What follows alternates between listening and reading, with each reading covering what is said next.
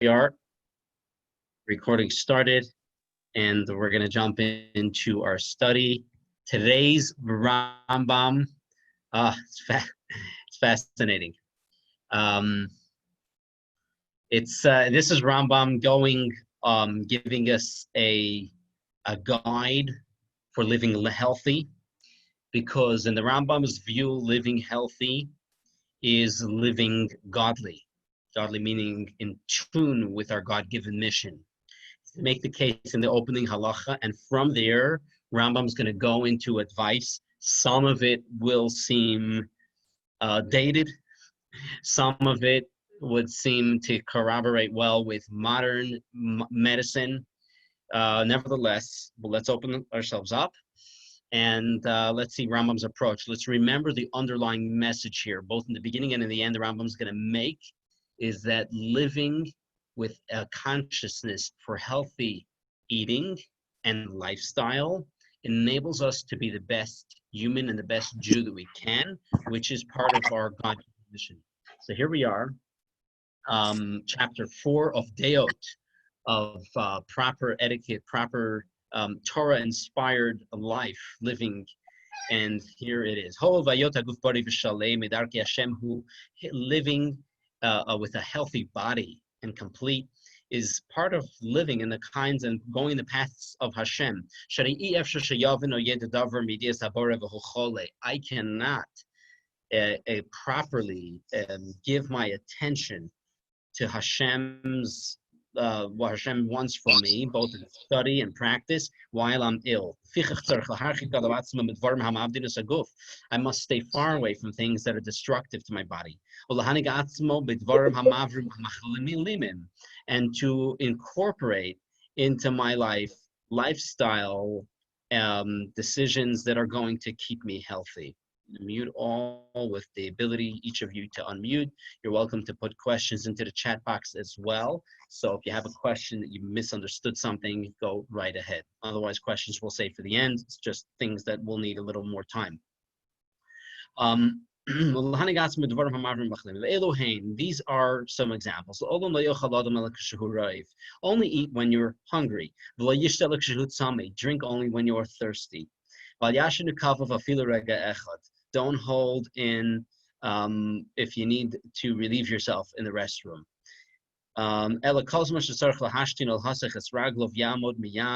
One person should not delay, not to postpone, but go immediately to tend to their bathroom needs. Okay, so let's go on. Number 2, bet.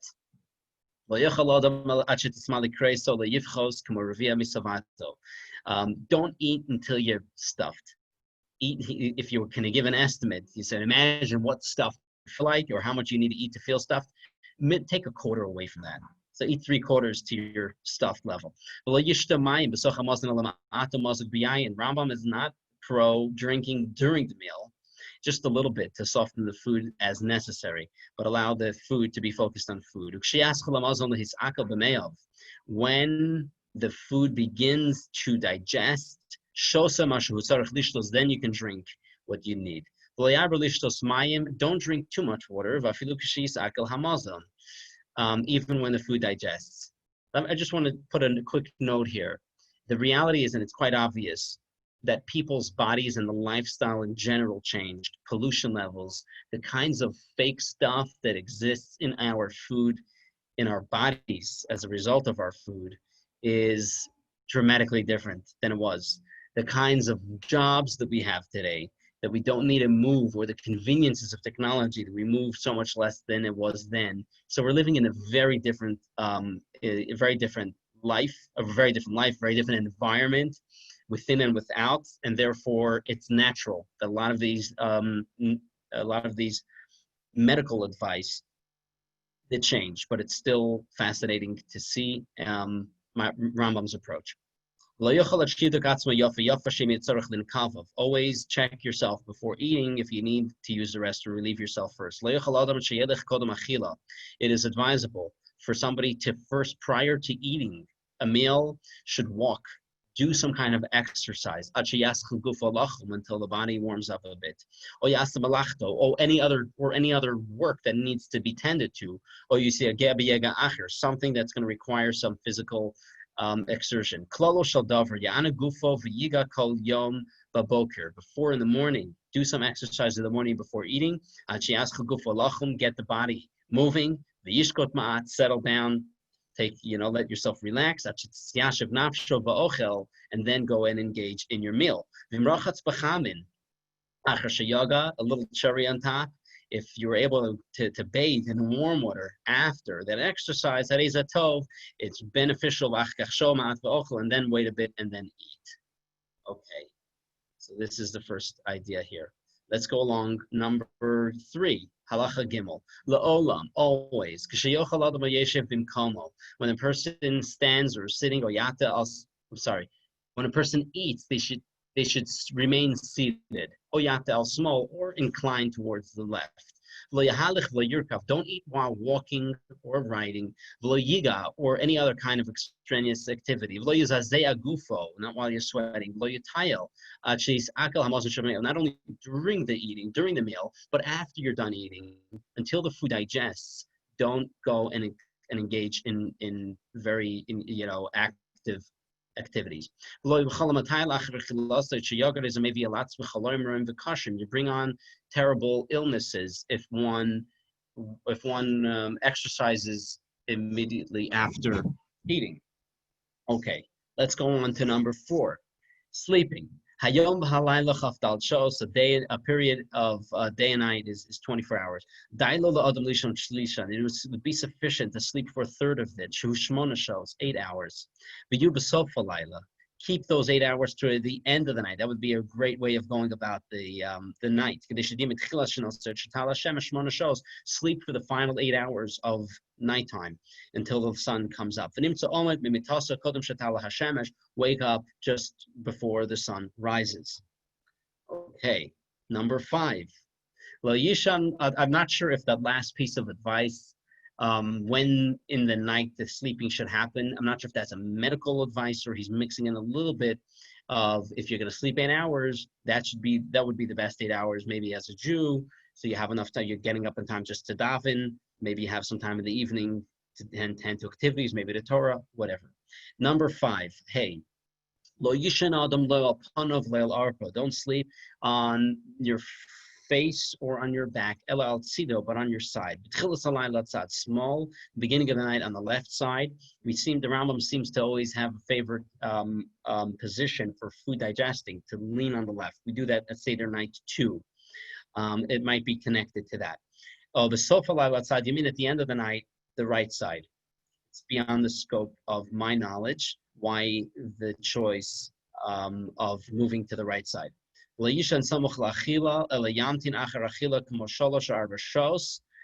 Do not sleep shortly after a meal. Wait a few hours after dinner before you go to bed.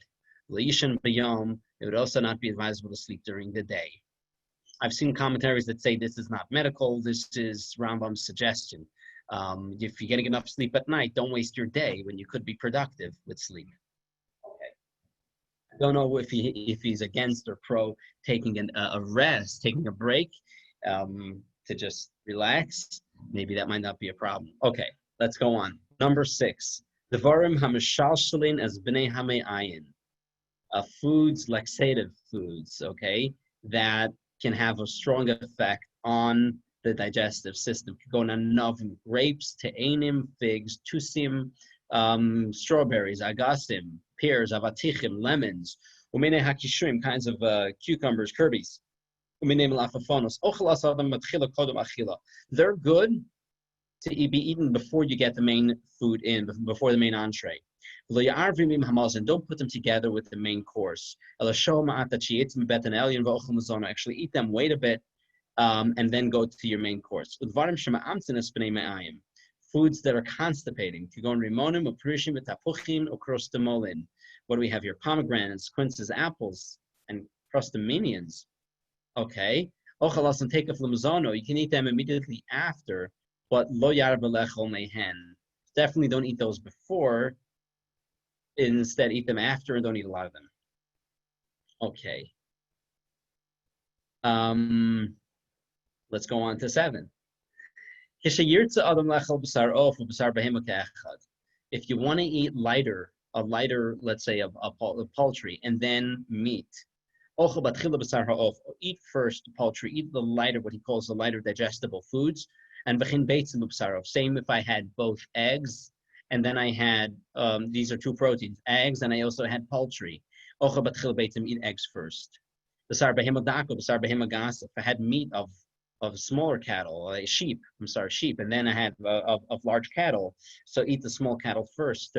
Their meat tends to be a finer meat. So always eat the lighter main dish first before the heavier main dish. That's Rambam's, again, medical advice in proper eating. Let's go on to number 8. Bimosa chama, in the summer days, ochel machalim hakarim,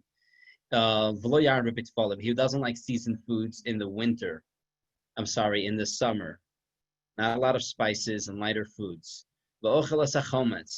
Use vinegar. In the rainy, basically the winter season, it would be okay to eat more seasoned, spicy foods, hotter foods. Taking things like mustard and chiltis, another variation of a strong spice, would be acceptable and more advisable for the winter season.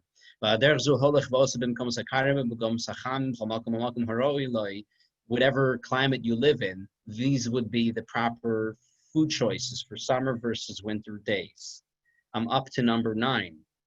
I'm assuming everybody's generally with me. You get the basic translations, the application. We're going to kind of sum it up at the end. The application obviously is medicine is specific to the locale, to the time and the era that you are in, taking the considerations that you're in. Rambam Rambam has a lot more. I'm going to pause here for a second. Rambam wrote many works on medicine. He chose to insert one chapter on medicine because Rambam believes firmly, and he's trying to make this point, that everything that is included in your doctor's honest medical advice is part of living like a good Jew. It's difficult. It's so much easier to live an unhealthy lifestyle. But Rambam says to live a lifestyle that Hashem wants from me is to take the more difficult path, even though it's nuanced and even though it's challenging and it's uncomfortable. Let's go on to number 9, Tess. There are some foods, even though, again, if I'm inclined to want to eat them, but they're bad for me. It would be advisable best to never eat them. Kigon, hadagim, hagdolim, hamluchim, hayishanim. Large fish that are aged and salted. I don't know if there's any doctors in our group here. Maybe if you have some corroborating modern medicine advice that you see, say, hey, this is similar to some ideas that are shared today. Aged, very salted foods. Apparently, Rambam is not a big fan of salt because aged, these large fish and all that, you got to put a whole lot of salt in them to keep them edible. And too much salt is not good. I think that much we do agree with today. Hakmeinu pitrios, mushrooms. Rambam's not a fan of. It may be suggested that because there are these unhealthy mushrooms, some that are considered poisonous mushrooms, perhaps it was Rambam's advice to stay away from them altogether. That is a possibility. I've seen that suggested as well. Habasar habaliyah chayashin, also aged beef that's highly salted. Stay away from that too. V'yain migito, wine that is not properly aged and it didn't reach its full wine. It hasn't fermented properly. Also, stay away from it. Don't eat food that's risky, that it has reached its expiration. Stay away from it. It's not going to do you well. Food poisoning or whatever. If it doesn't smell good, or it's exceptionally bitter, stay away from it. See it as poisonous to your body. Okay, some things might not be as bad as what we've just mentioned from the beginning of 9 until now.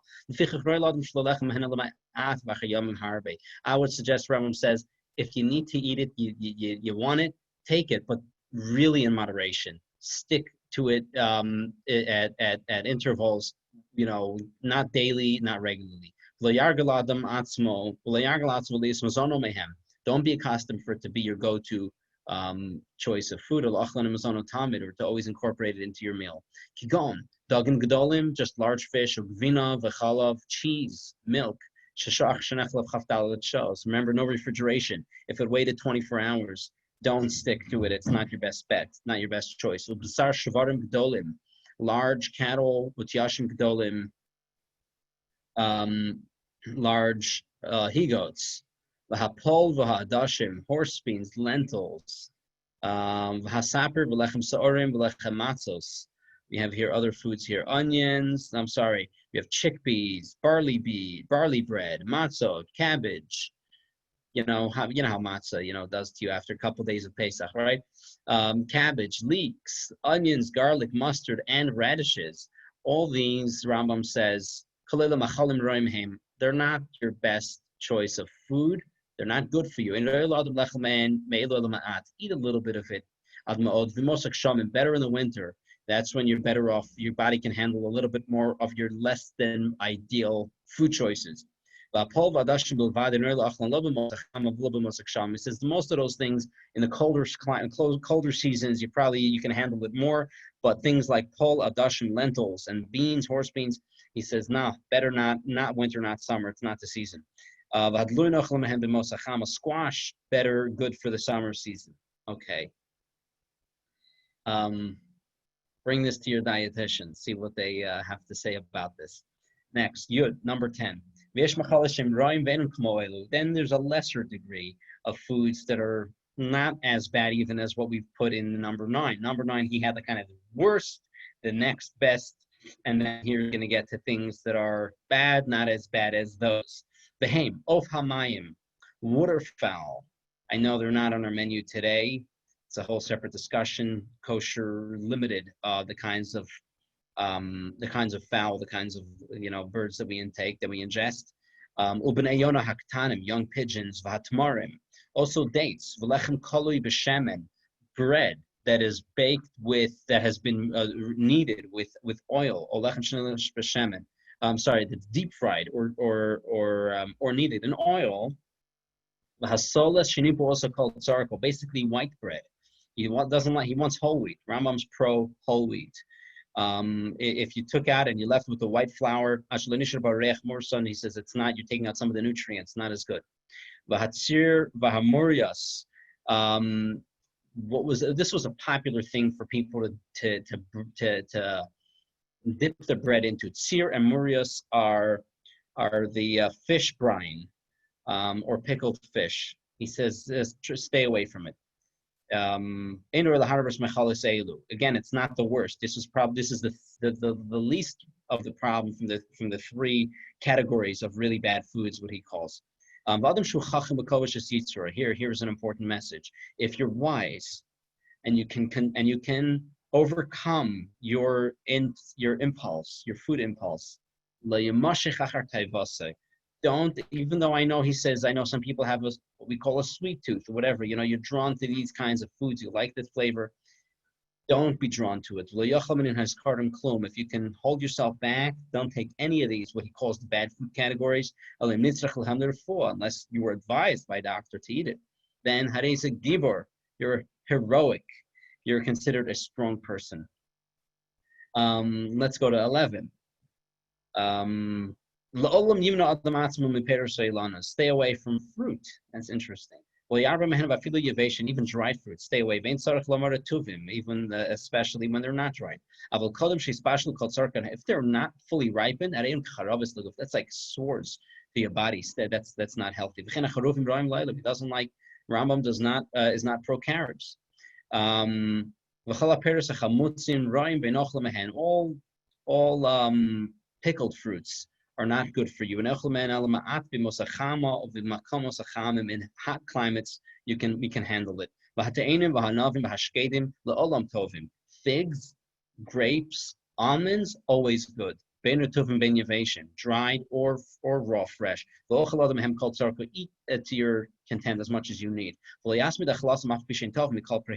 obviously, he says fruits. Out of all the fruits, these are the best, but don't get too hung up on fruits.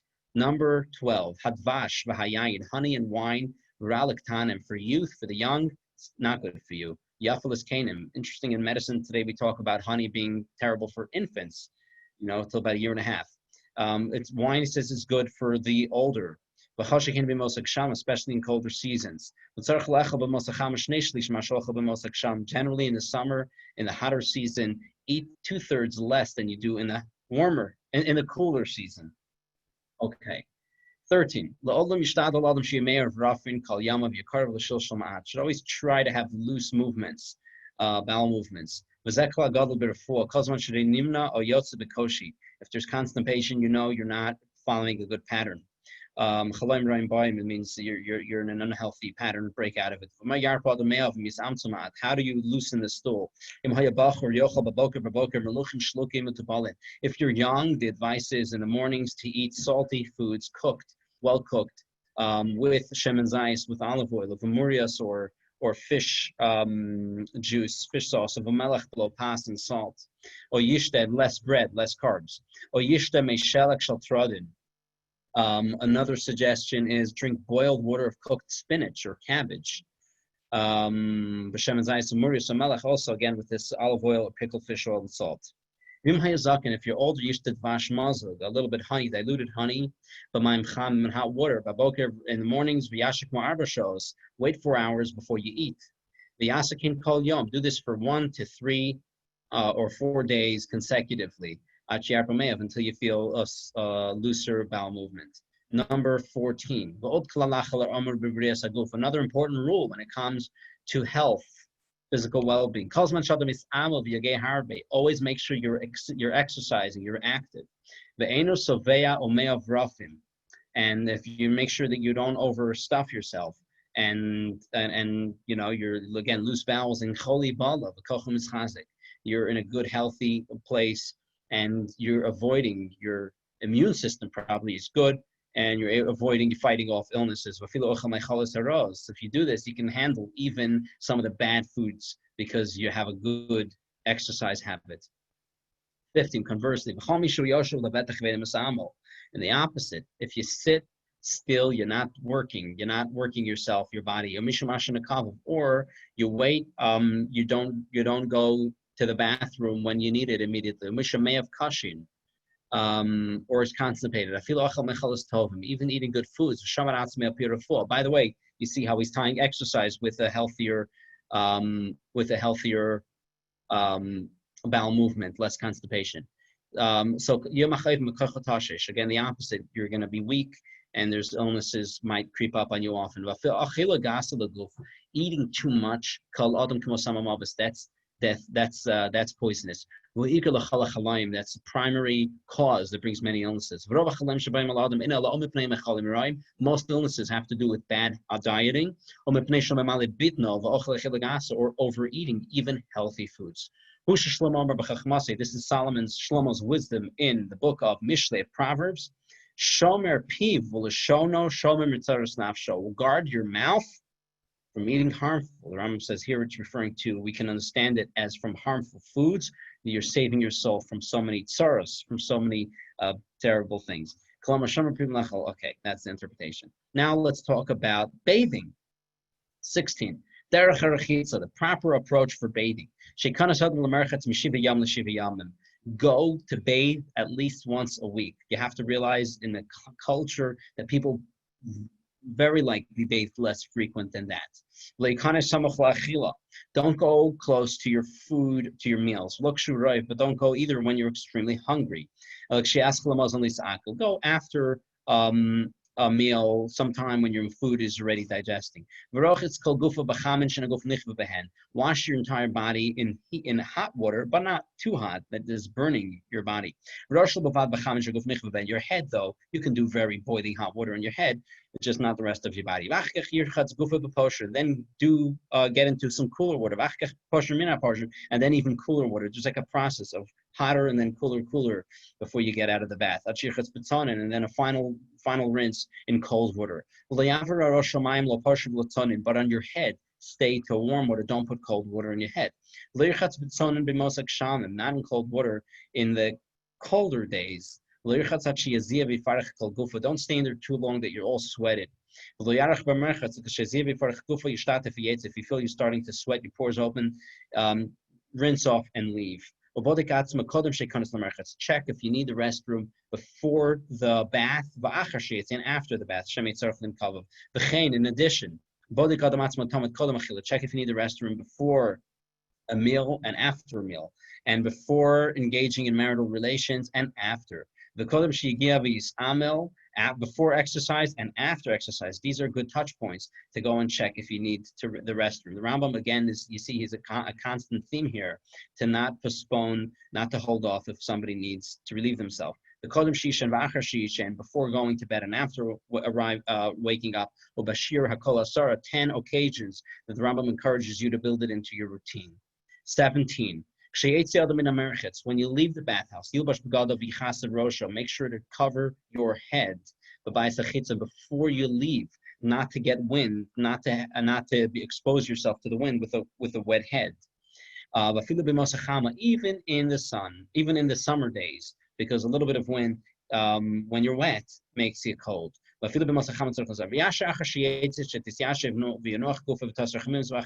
Don't eat until you really, you kind of back yourself, your body temperature readjusted. If you want to lie, go to bed after the bath, before you eat, that's actually encouraged.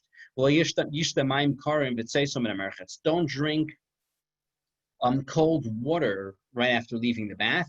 Certainly not in the bath. If you need to drink right away, put a little bit of wine or a little bit of honey in and then drink. To rub some oils on the bath after rinsing yourself in the winter season is advisable. Okay, now we're going to talk about what is bloodletting. This was a common practice in medicine at the time, to have your body regenerate blood. It was considered to be a great way to get bad stuff out of your body and to start again with your body producing fresh blood. But the Ram says when you do that, remove a lot of blood. Make sure you're very vulnerable then. Be careful when you do it and how you do it. Number 18, don't do it too much. Bloodletting. If you were advised that you got to do it. Don't do it in the hottest or in the coldest season. Better kind of in the spring, fall seasons. Those are ideal. Don't do it after age 50. Not a good idea. Don't go into the bath days when you expose yourself to really hot waters. It's not a good day if that's the day that you did bloodletting. Don't do it on the day that you're traveling, very extraneous days. Or day that you just arrived from a journey. Eat a little bit and drink a little bit less than you do in a typical day. Rest on that day. Don't exercise too much on that day. 19. Here Rambam gets into proper behaviors when it comes to marital relations, intercourse. Semen, Rambam says, is the strength of the body. It's the life force and the light of the eyes.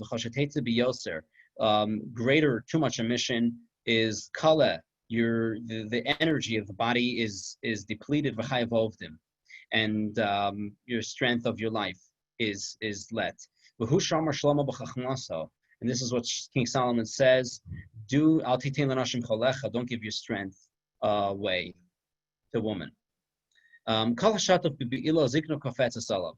If you're steeped in sexual relations, you are bringing on aging on yourself before and its natural course. Your energy is depleted. It takes your eyesight to be depleted.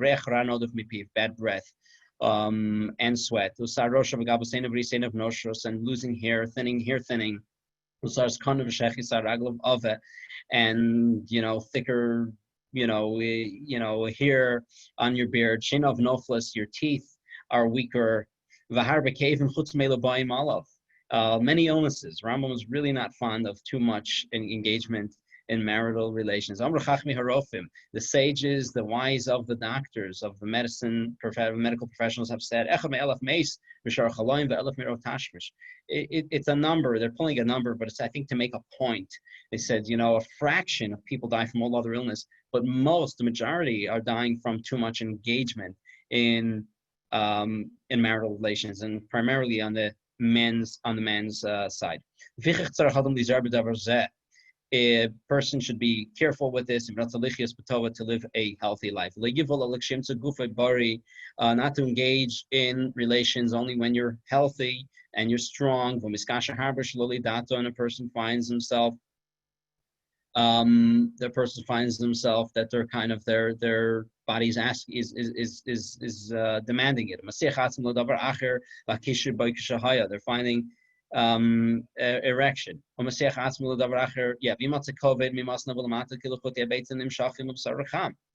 Kind of the same idea. So it is encouraged for such a person. Yes, of course, that's when it is something they should seek. A person should also not engage in relations when they're just full or too hungry, or only rather after their food digested. Go to the restroom before and after in relations. They shall not engage in relations standing or sitting, not in a bathhouse, not in a day that they bathe.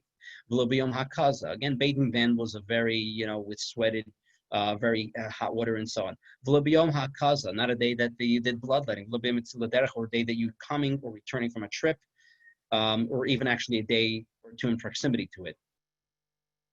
Number 20, if you conduct yourself in these ways, shahorinu, that we've taught. The Arivlo, we're almost done, and it's a longer chapter today. And the Arivlo, the Rambam says, I'm a guarantor.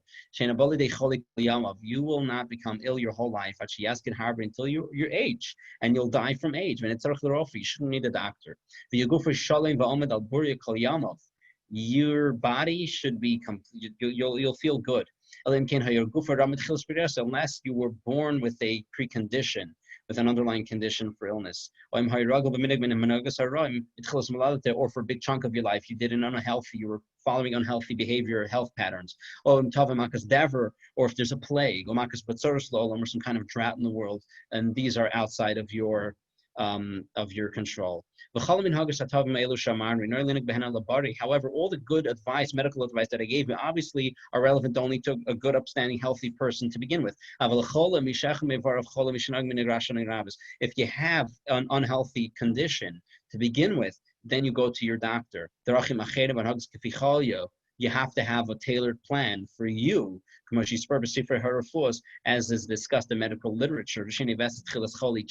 Dramatic change to your normal routines is generally known to be a cause of illness. They call today traveler's diarrhea or whatever.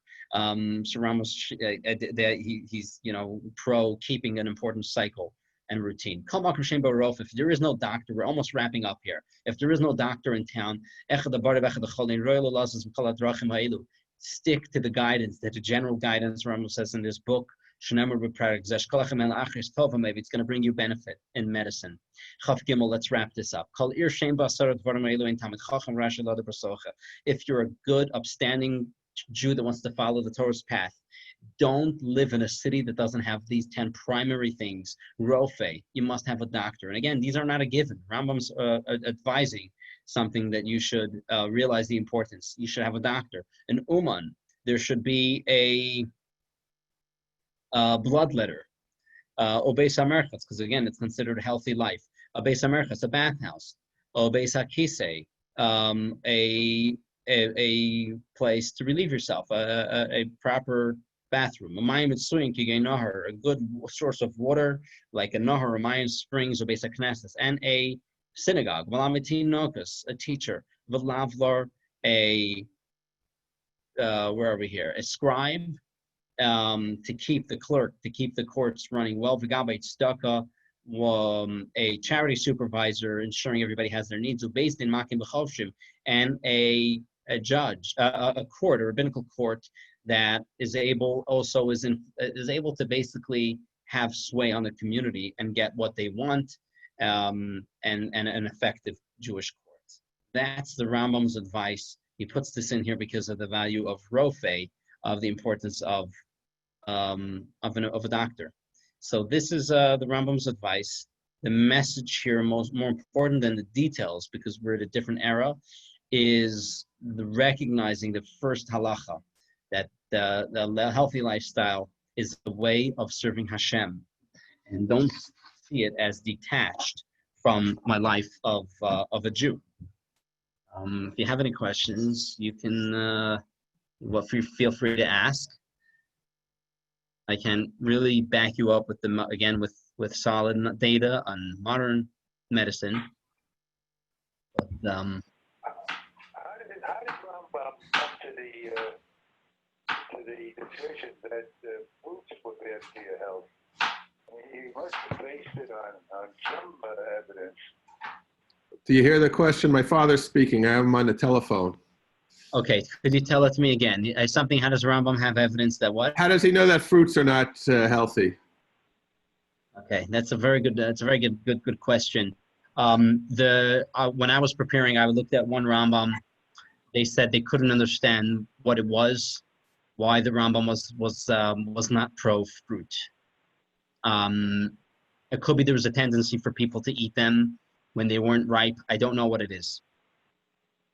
Because he does make the point in that same sentence there that when they're unripe, he says it's like spears to your body, or like swords, something like that. Another question. At the time of Rambam, was there such a thing as Vicus, which was very common household cure in Europe among my parents? What's it called? Vicus, cupping. Cupping. What is that? Bloodletting. Is that food? Yeah. I don't know how the method was, if it evolved, if it was, recently in Europe is the same way they did it in Rambam's days in Egypt. But the Talmud is full of it too. The Talmud is sees it as something that was part of healthy lifestyle. So the Talmud recognizes Bacchus. Bankus, yeah. That's what we call the bankus.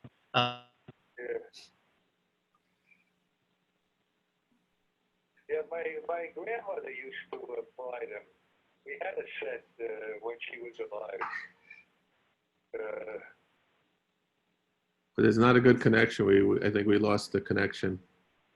Oh, we lost the connection, huh?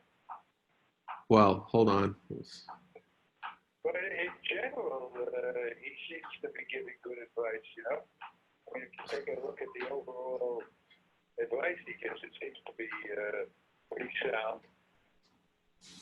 You should live in a place where they have a doctor. Bloodletting, has that ever been proven efficacious?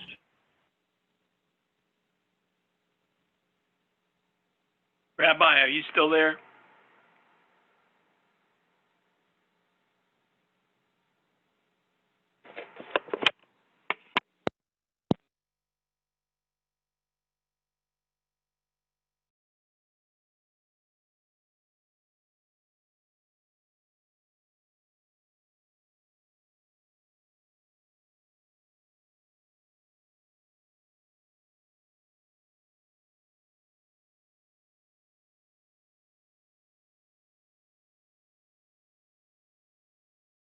Rabbi.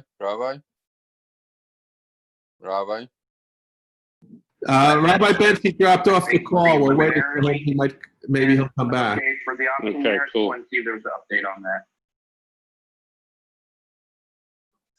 Rabbi Bensky, you there?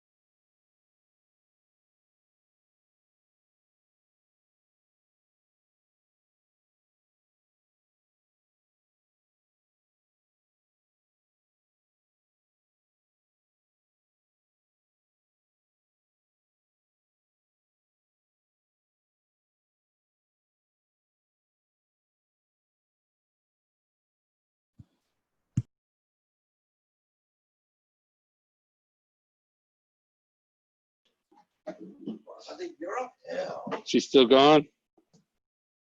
Okay, if you think of anything that, that you want to ask, but maybe didn't want to ask it, in this form or setting, Say something. then, Oh, no. please just shoot either your manager or me an email, with your question, and We lost the rabbi. we'll get back with you. But I really thank everyone for all of your time and all of your hard work.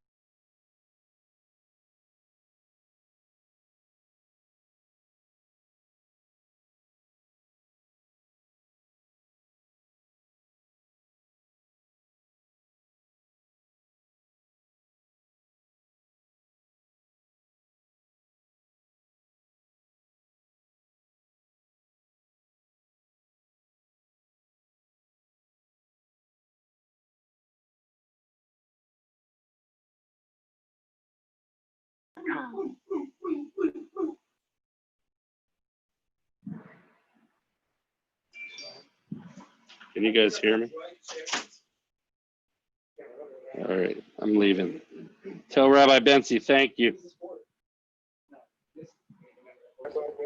Okay, I'll tell him, and if you speak to him first, you tell him thank you. Yeah, it was great. It was great. So if you guys see him, I got to get out of here. Thank you. All right, have a great day. You Take too. care. Bye.